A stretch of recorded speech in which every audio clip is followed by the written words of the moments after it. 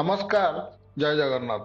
सर्वप्रथम समस्त दर्शक बंधु मानक स्वागत जनाई आरंभ करुछि आजिर कार्यक्रम। आजिर विषय पुत्र मोह। तेबे पुत्र मोह कौन से विषय जानिया पई वीडियोटी को शेष पर्यंत देखंतु। पट्टनायक बाबू चाकरी अवसर नेबा पर स्त्री कथा मानि अवसरकालीन अर्थरे अन्य एक सहर में गोटे फ्लाट नेले। घर प्रतिष्ठा भी बड़ धूमधाम रे कले। अवसर परवर्ती जीवन खुशी रे कटेया पाई घर को सजेले। खुशी रे जीवन आरंभ हला। एकमात्र पुओ बांगालोर रे आईटी रे चाकरी। ता स्त्री पिला धरी से सेठी रहुतिला। पट्टनायक बाबूंको घर को नाती टोकार आविर्भाव पर असली दुख आरंभ हला। नाती जेतेबेले स्कूल जीवा आरंभ कला सेतेबेले पुओर एक प्रस्ताव शुणी चमकी गले पट्टनायक बाबू। पुओ कहिला, बापा पुओर स्कूल और रहिबा गोटे स्थान रे, मोर चाकरी अन्य स्थान रे। बहु समस्या हेउछि। दीर्घ पथ जीवा आसिबा असह्य हेलाणी। एठाकार फ्लाट बिक्री करी बांगालोर रे गोटे फ्लाट किनिबी भाबुछि। सेठी आमे समस्ते रहिबा। पट्टनायक बाबू पुओर प्रस्ताव रे अराजी हेले। घर बिक्री पई सहमति हेलेनी। माँ बापा और पुओं मध्य जुक्ति तर्क और कथा कटाकटी हेला। शेष बापा माँ को घर बेदखल कला पुओ। मध्यस्थ लगई घर बिक्री करी बांगालोर रे बड़ फ्लाट किनिला। पट्टनायक बाबू तेणिकी असहाय हो पड़े। दिबखरिया छोट टीण घर भड़ा नहीं निज पेंशन अर्थरे बुढ़ा बुढ़ी जीवन जीवा आरंभ कले। सहकर्मी बंधु माने पट्टनायक बाबू एभली अवस्था देखि तटस्थ हेले। सेतेबेले पट्टनायक बाबू कहले, एसबू भाग्यर दोष नुहे, मोर दोष। फ्लाट किनिला बेले जदि मो नाम रे किनी थांती तेबे एते दुर्दशा होई न थांता। पुत्र मोहरे पड़ी अतिशय विश्वास रे एकमात्र पुओ नाम रे किनी देइथिली बोली से मते घर बेदखल करि पारला।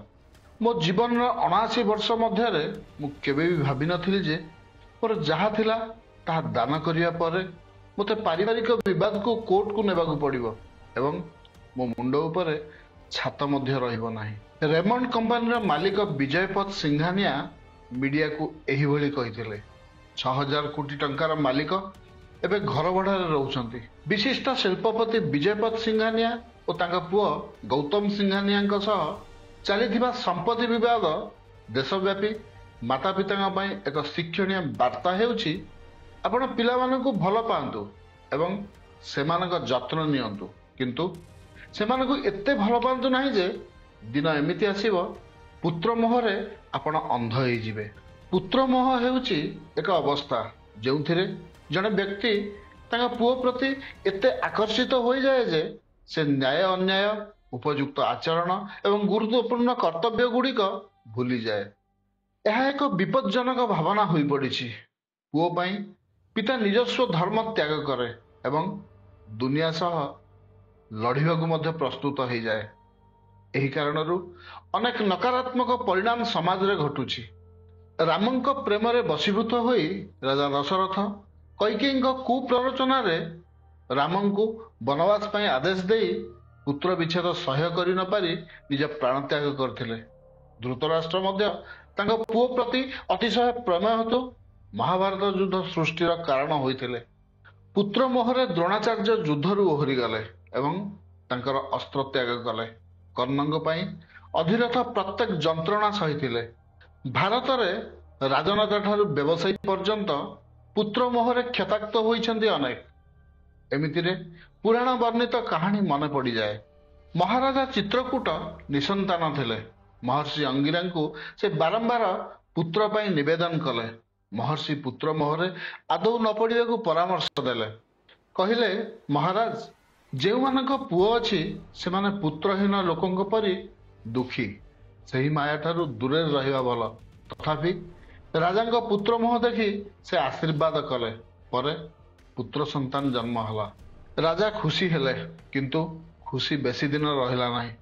राजांक द्वितीय राणी पुत्र को कौशल क्रमे मारिबारे सफल हेले।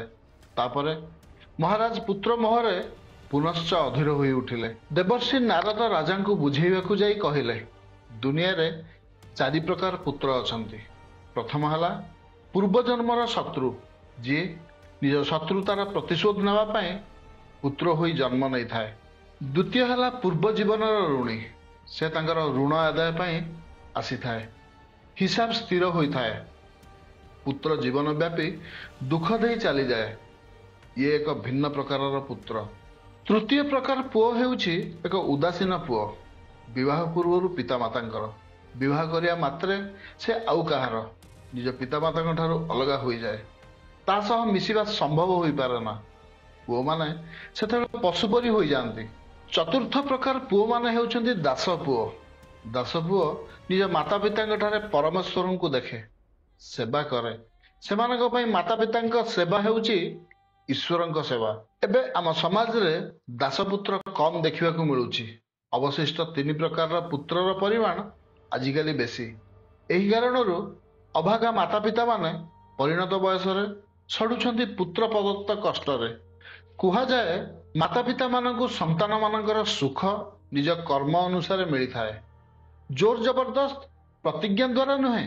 जदि केही यह पाए तेबे यह केते दिन रहिबो तार मध्य कौनसी ग्यारंटी न थाए। एही उक्ति ठारू आउ दी पाद आगकू जाई आम सहर जड़े प्रतिष्ठित आईनजीवी निज अभिज्ञतारू दिने कहले, आज्ञा आजिकाली पिता पुत्र मध्य संपत्ति विवाद बढ़ी चली, तेणु मो निकट आईन सहायता लोड़ाकू आसुथिबा पिता मानंकु एकमात्र मागणा परामर्श दिए, जहा करुछ कर पछे निज नाम व्यतीत आउ कहा नाम जमीबाड़ी रेजिस्ट्रेशन करो नाही। बेल काल जहा हेलानी निज छाई को भी विश्वास करने उचित नुहे।